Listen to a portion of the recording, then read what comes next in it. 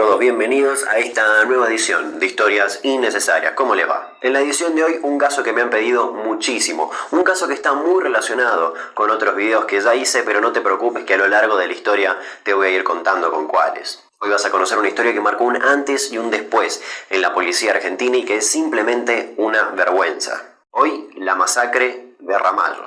Empecemos. 16 de septiembre de 1999.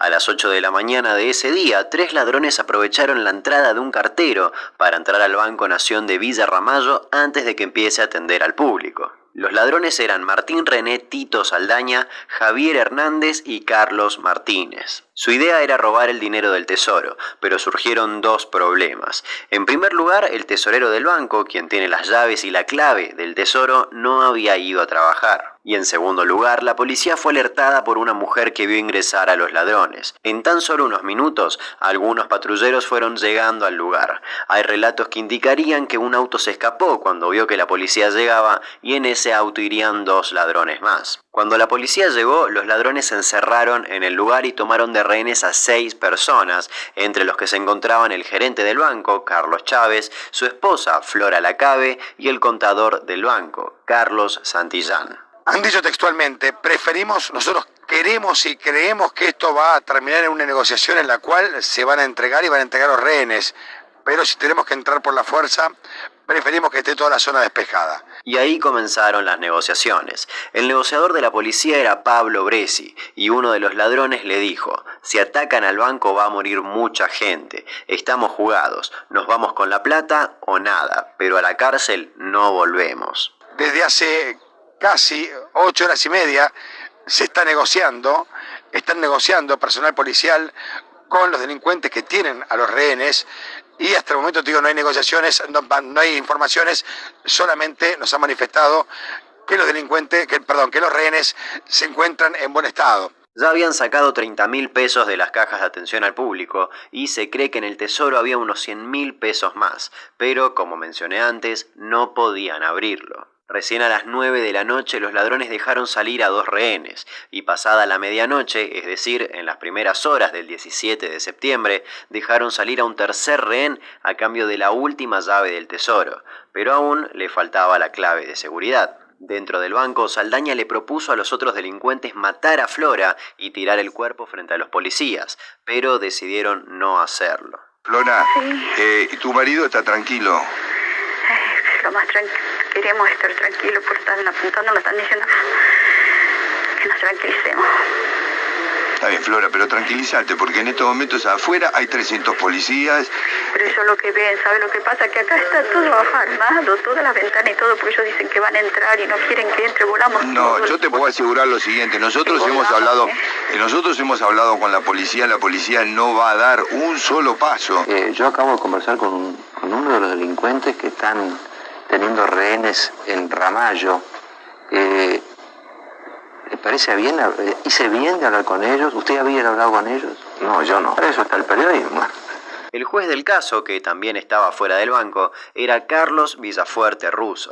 Si viste el video que hice sobre el accidente o atentado de Carlos Menem Jr., probablemente te acuerdes de él, ya que también fue el juez de esa causa ocurrida en 1995, y fue conocido por desestimar las pruebas que la madre de Carlitos entregó que demostrarían que todo fue un atentado. Retomando, habían pasado algunos minutos de las 4 de la mañana. Para ese entonces la policía ya había cerrado la zona y estaban todos, unos 200 efectivos, esperando afuera del banco. Francotiradores ya estaban en posición de tiro y los periodistas tomaban algo en un bar cercano esperando que haya novedades. Pasadas 20 horas del inicio del asalto, casualmente cuando no había periodistas cerca, Martín Saldaña conversaba con el negociador, pero solo era una distracción. Al mismo tiempo se subieron al auto del gerente junto a los 3 rehenes y salieron del banco. El auto era conducido por el mismo Chávez, que tenía explosivos atados al cuello. En el asiento del acompañante iba su esposa arriba de uno de los ladrones y atrás los otros 2 asaltantes y el contador, Carlos Santillán. La policía, al ver el automóvil, abrió fuego sin dudar. El auto solo hizo un breve recorrido que duró 37 segundos. En esos 37 segundos recibió 48 disparos. En total se dispararon unas 170 balas. Literalmente, los fusilaron.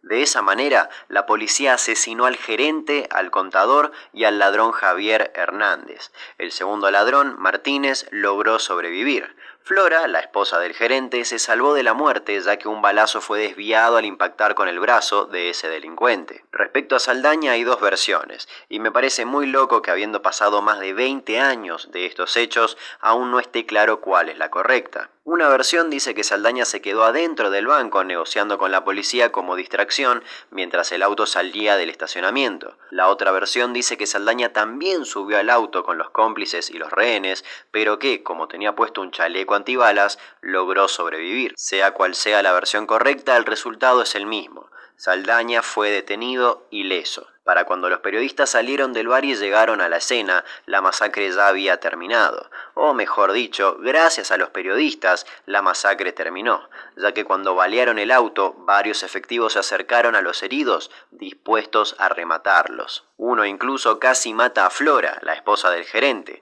supuestamente pensando que era uno de los ladrones. Le estaba apuntando a la cabeza hasta que el flash de una cámara y el grito de otro oficial, diciendo «Boludo, es la señora», lo hizo retroceder. Y acá comienza la parte más turbia de la historia. Uno de esos periodistas que salió corriendo a la escena fue Jorge La Rosa, que estaba cubriendo el caso para el diario Página 12. Cuando estaba llegando se chocó con un policía y lo fotografió como acto reflejo. La cámara era analógica, así que hasta no revelar la foto no sabía qué fotografió. La Rosa no tenía idea, pero acababa de sacar una foto clave para este caso. Solo algunos fotógrafos lograron registrar el momento, ya que minutos después de la masacre, la policía cerró la zona por completo y no hubo ninguna otra foto hasta que amaneció. Saldaña, el líder que sobrevivió a la balacera, fue llevado detenido, pero 8 horas después fue encontrado ahorcado en su celda. Los policías, por supuesto, declararon que se suicidó. Esa extraña muerte, sumada al hecho de que no se sabía quién había dado la orden de disparar al auto, ya que Russo lo negaba, comenzó a generar muchas sospechas sobre la policía. Y acá abro un paréntesis. Supuestamente quien confesó haber dado la orden de disparar fue el jefe táctico del Grupo Halcón, Gerardo Ascasíbar. Pero, según él, la orden era disparar solamente a las ruedas del vehículo, pero ya sabemos qué pasó. Bueno, pero... ¿Era usted quien estaba a cargo del operativo? No estaba a cargo del operativo. ¿Cómo? Estaba a cargo de mi grupo táctico, no de mi operativo. Gracias, muchacho. Señor, una pregunta. ¿Qué Ya está. opinión sobre la forma en que se actuó? Se actuó bien, la policía creo que actuó bien. Ascasíbar se lavó las manos por los tiros mortales. ¿El grupo Geo dispara sobre el automóvil de los rehenes? No, delincuentes? No, Ningún disparo efectúa. no, 0 disparo para la Policía Federal. El subcomisario Carlos Pereira, jefe del GEOF, sostuvo que sus hombres no abrieron fuego. Simplemente se pasaban la pelota entre él y Villafuerte Russo. Dio la orden. Nadie dio la orden, nadie dio la orden. ¿Por qué? Además, el presidente del Banco Nación del momento aseguró que, al instante en que fue notificado de que había un robo en esa sucursal, le había dado la clave del tesoro a Russo y se puso a disposición con tal de salvar la vida de los rehenes. Pero el juez jamás le dio la clave a los ladrones. A las horas de que todo esto haya pasado, el gobernador Duhalde echó a los jefes del operativo y disolvió el Grupo Especial de Operaciones, el GEO. Además, el ministro de Seguridad y Justicia bonaerense, Osvaldo Lorenzo, renunció. Solo había estado 45 días en ese cargo. Exactamente al mes del hecho se detuvieron a 2 sospechosos más. Uno de ellos era Norberto Fabricio Céspedes. Había registros de que Saldaña, el líder, se reunió con Céspedes un día antes del robo. Pero el caso aún tenía muchas cosas extrañas. Lo más llamativo era un bolso que simplemente desapareció. Ese bolso, según la descripción de Flora, en su interior tenía una escopeta recortada y un handy policial. Ese bolso estaba en el baúl del auto baleado. Ella vio cómo los delincuentes lo guardaban, pero, después de la inspección policial, desapareció. Era una prueba esencial.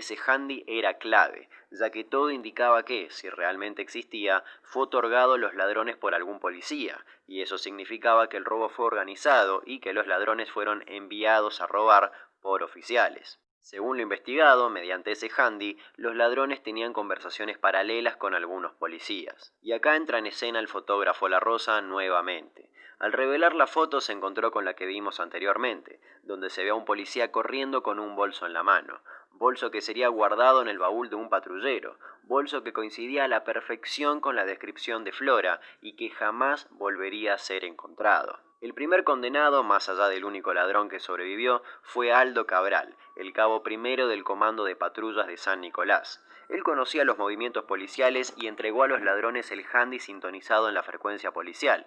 Él les habría dicho a los ladrones que se podían fugar sin ningún riesgo y lo mencionan como parte de la logística de la banda. En su casa hasta se encontró un croquis del banco. En una foto de La Rosa se lo ve junto a Alberto Castillo, que ya te cuento quién es. El segundo oficial detenido fue Oscar Parodi, acusado de homicidio. Según las pericias de gendarmería, uno de los proyectiles que él disparó provocó la muerte del gerente, Chávez. Y en tercer lugar, el hombre que aparece corriendo con el bolso en la foto de La Rosa, Alberto Castillo, del Comando Radioeléctrico de San Nicolás.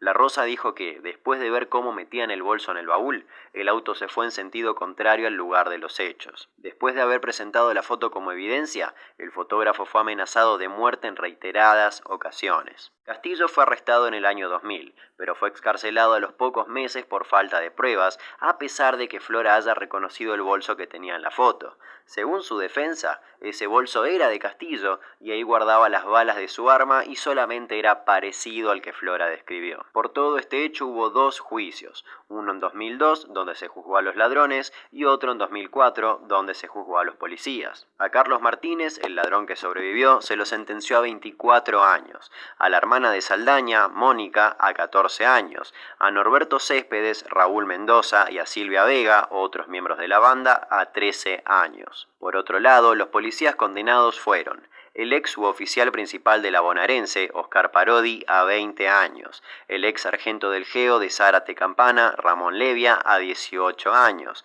el ex cabo Carlos Aravena, a 10 años, los ex cabos Ramón Sánchez y Sergio Superrubuy, a 6 años, y por último, el ex sargento Sergio Garea y el ex inspector Nicolás Isayas, a 2 años. De más está decir que el jefe táctico del Grupo Halcón jamás fue juzgado. Rápidamente comenzaron a surgir teorías conspirativas de todo tipo, como por ejemplo que los ladrones querían entrar a la bóveda ya que ahí había un maletín que había sido recuperado en el accidente de Carlos Menem Jr., o documentaciones que demostraban que eso había sido un atentado. Pero jamás interiorizó más en ese tema. Sin embargo, en la cultura popular es la teoría más nombrada.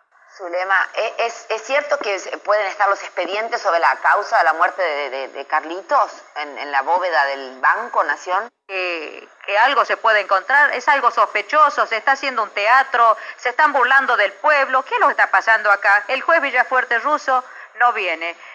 Yo estoy acá porque se ha tocado el nombre de Carlitos Menem, se lo ha relacionado de alguna manera con lo que hay en esta caja fuerte.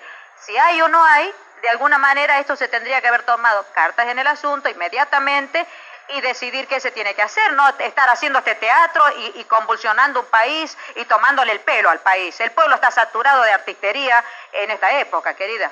En 2007, el abogado de la madre de Saldaña, el preso que apareció ahorcado en su celda, reveló lo que todos sospechaban. El hombre fue golpeado en la cabeza y una vez inconsciente, fue ahorcado con un nudo muy complejo, haciéndolo pasar por un suicidio.